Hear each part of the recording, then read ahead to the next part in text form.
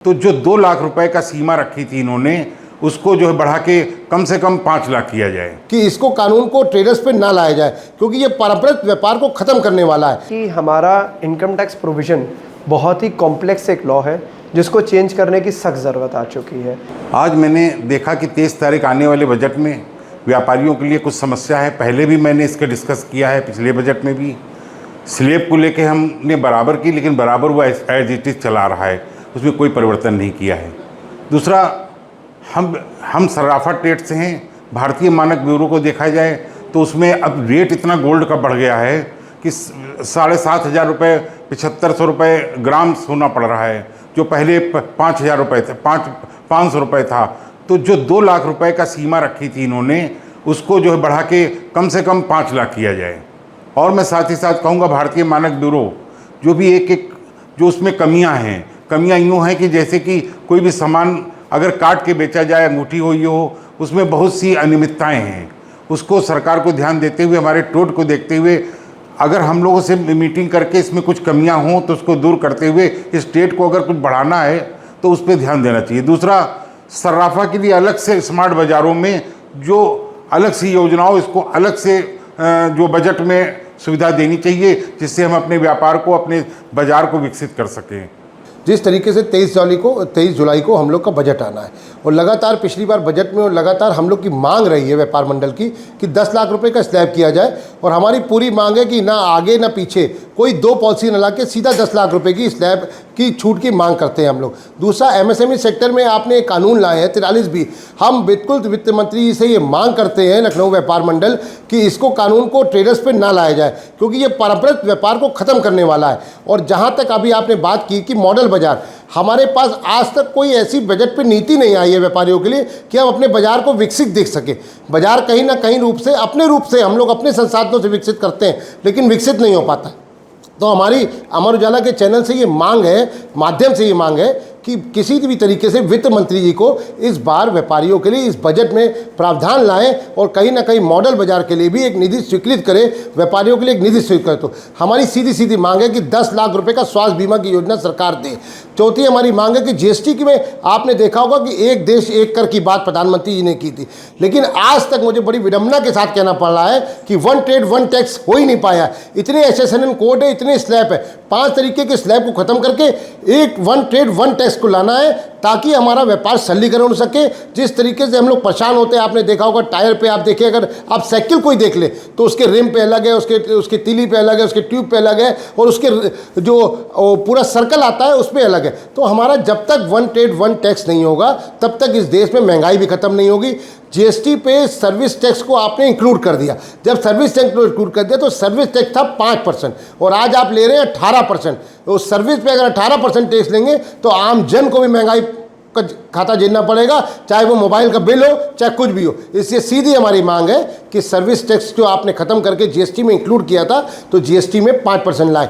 Petroleum पदार्थों को महंगाई बढ़ाने का सीधा सीधा मैं माध्यम मानता हूँ। तो क्यों नहीं सरकार, लगातार इस बात को कहते हैं हम लोग, क्यों नहीं सरकार पेट्रोल को और डीजल को भी जीएसटी के दायरे में लाती है। हमारी मांग है आपके चैनल के माध्यम से पेट्रोल और डीजल को भी जीएसटी के दायरे में लाया जाए।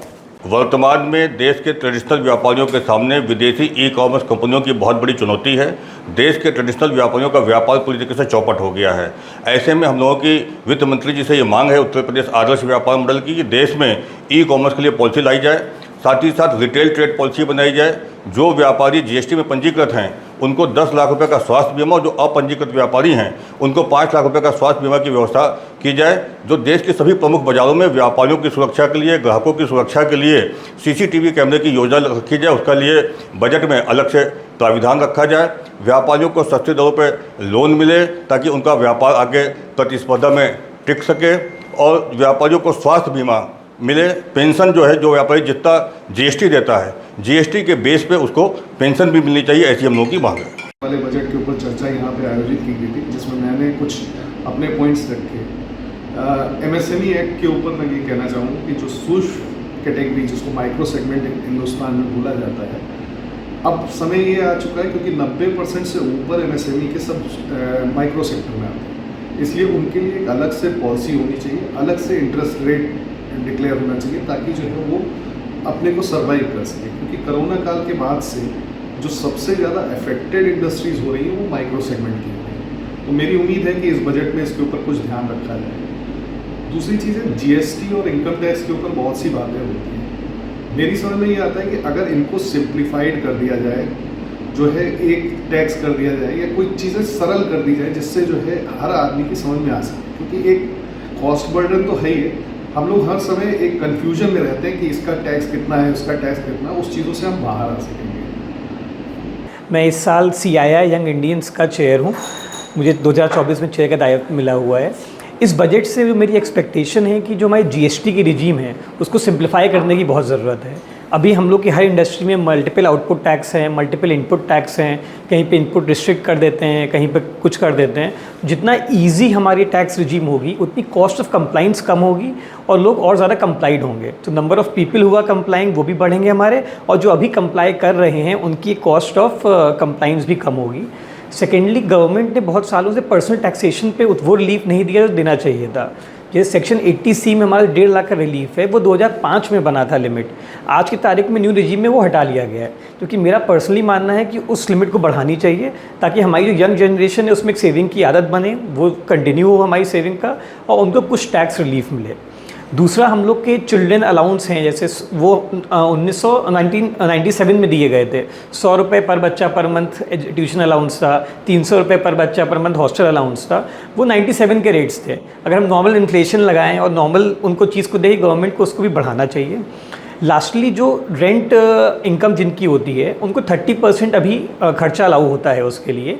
बट आज की तारीख में आप देखेंगे कि हम जो भी यूनिट्स लेते हैं उसके अंदर एक मेंटेनेंस खर्चा बहुत बड़ा आ गया है। आप कहीं पे भी फ्लैट लेते हैं, कहीं पे भी रेजिडेंशियल या कमर्शियल यूनिट लेते हैं, तो maintenance expense is a big expense. तो उसको भी मुझे लगता है कि पर्सनल रिजीम जो टैक्सेशन है उसका रिलीफ देना चाहिए, ताकि जो एंड यूज़र है, जो ITR भर रहा है, जो कंप्लाइड है, उसको कुछ रिलीफ मिले और वो भी कुछ एंजॉय कर पाए। बजट के ऊपर जो आज ये डिस्कशन हो रहा है उसमें मैं 2-3 इंपॉर्टेंट पॉइंट्स बताना चाहूँगा।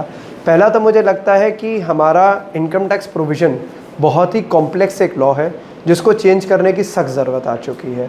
जब एक IPC रिप्लेस किया जा सकता है बाय न्यू एक्ट, तो why not direct tax code. आज की डेट में जितनी लीगल कंप्लाइंसेस बढ़ती जा रही हैं, एक आम बिजनेसमैन के लिए उसको कंप्लाई कर पाना मुश्किल ही नहीं, बिल्कुल नामुमकिन होता जा रहा है। एज अ चार्टर्ड अकाउंटेंट हम लोग को भी लगता है कि जिस लेवल की सर्विसेज हमें क्लाइंट को देनी चाहिए और जितना चेंजेस ऑफ लॉ हो रहा है उसको पेसअप कर पाना बहुत ही मुश्किल सबके लिए होता जा रहा है। दूसरा, मुझे लगता है कि गवर्नमेंट ने जो ये न्यू टैक्स रिजीम और ओल्ड टैक्स रिजीम कर रखा है, ये एक अगेन से एक कॉम्प्लेक्स सिस्टम है। आपको बहुत जल्दी सिर्फ एक सिस्टम पे आना पड़ेगा, या तो आप न्यू टैक्स रिजीम को ही रखिए या आप सिर्फ ओल्ड टैक्स रिजीम को रखिए। आज की डेट में पहले तो वो बेचारा 2 बार अपना ITR बनवाता है, फिर कहता है मेरे लिए ये रास्ता सही है कि या वो रास्ता सही है, फिर वो चूज़ करेगा मैं किस पे जाऊँ, और एवरी ईयर उसको यही करना है। मुझे लगता है गवर्नमेंट को डिसाइड करना चाहिए कि हम एक ही टैक्स सिस्टम रखेंगे। इन्वेस्ट करना या ना इन्वेस्ट करना एक इंडिविजुअल का राइट है। गवर्नमेंट को उस पर फोर्स नहीं करना चाहिए कि अगर आप इन्वेस्ट कर रहे हैं तो भी हम आपको टैक्स बेनिफिट नहीं देंगे। कहीं ना कहीं माइक्रो सेविंग्स बहुत ही इंपॉर्टेंट है, जो कि हिंदुस्तान का एक कल्चर रहा है सेविंग का, जो हमें वेस्टर्न कंट्री से प्रभावित नहीं होना चाहिए। तो ये 2-3 इंपॉर्टेंट चेंजेस जो मुझे लगता है आना चाहिए।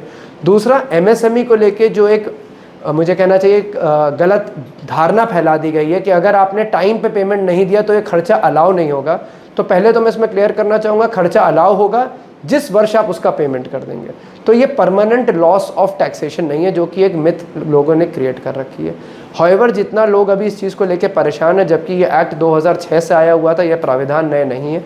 इनकम टैक्स में सिर्फ ये नया उन्होंने एक अमेंडमेंट लाए, उसमें मैक्सिमम एक सुधार कर सकते हैं कि 43B में ये कह दें 43B में ये कह दें कि आप इसका पेमेंट रिटर्न तक भी कर देंगे तो हम आपको लास्ट फाइनेंशियल ईयर में अलाउ कर देंगे। लेकिन ये अगर चेंज सरकार लाएगी भी तो मेरा मानना है बहुत ही टेम्पररी होगा, just to give relief. Long term में लॉ यही रहेगा कि 45 दिन में पेमेंट नहीं हुआ तो उस साल ये खर्चा अलाउ नहीं होगा, तभी अलाउ होगा जब ये पेमेंट हो जाए। जो बजट आने वाला है उसको लेके जो मेरी अपेक्षाएं हैं, 2 प्रमुख अपेक्षा है कि एक तो पिछले 8 साल से सरकार ने, केंद्रीय सरकार ने 5% छूट दी हुई है छोटी कंपनियों को, यानी जो रजिस्टर्ड कंपनियां हैं, लेकिन यही छूट जो है फर्मों को नहीं उपलब्ध है, जो एक बहुत बड़ा पेन पॉइंट है फर्मों के लिए। और इसका एक मैं जो है पर्सपेक्टिव देना चाहूँगा आंकड़े के माध्यम से कि हमारे देश में कुल मिला के केवल 15 लाख कंपनियां हैं, जबकि हमारे देश में 8 करोड़ 35 लाख फर्में हैं। तो यानी कि जो छूट पिछले 8 साल से दी जा रही है 400 करोड़ तक के एनुअल टर्नओवर वाली कंपनियों को, वो सिर्फ 15 लाख हैं, और 8 करोड़ 35 लाख फर्में जो कि इसी सेक्टर में स्मॉल में आती हैं, वो इससे पूरी तरह से बिल्कुल लाभान्वित नहीं हो रही हैं। सो अब एक समय आ गया 8 साल बाद कि सरकार इसके ऊपर संवेदनशीलता के साथ विचार करे और इस छूट को जितने भी छोटी फर्में हैं उनको भी उपलब्ध कराए। दूसरी चीज़ है कि पिछले 3-4 साल में TDS और TCS रजीम सरकार ने इतनी जटिल बना दी है, जिसको लेके ख़ास तौर पे सूक्ष्म और लघु वर्गीय जितने भी उद्योग और व्यापार हैं उनके लिए इसकी कंप्लायंस करना इतना एक्सपेंसिव हो गया है, इतना कॉस्टली हो गया है कि यदि इसी तरह से सरकार करती रही तो उनके लिए अपने बिजनेस धंधे चलाना लगभग असंभव हो जाएगा। इसके ऊपर भी सरकार को बहुत गहन चिंतन मनन करना चाहिए और इसको सिंप्लीफाई करना चाहिए। अगर आप ये वीडियो YouTube पर देख रहे हैं तो हमारे चैनल को सब्सक्राइब करें और बेल आइकन को दबाना ना भूलें। अगर आप Facebook पर ये वीडियो देख रहे हैं तो हमारे पेज को लाइक करें।